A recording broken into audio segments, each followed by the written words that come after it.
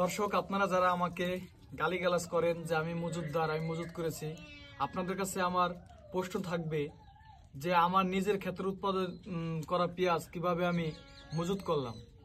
আমি যদি একবারে বছরে 700-800 মণ পেঁয়াজ পাই, যদি সবগুলোই বিক্রি করে দেই বা আমার মতো সকলেই যদি বিক্রি করে দেয়, তাহলে এই সময় আপনি পেঁয়াজটা পাবেন কোথা থেকে? বাড়ি থেকে এনে খাবেন? নিজের দেশের টাকা অন্য দেশকে দেবেন? অন্য দেশকে দেওয়ার সময় আপনার একটু খারাপ লাগে না?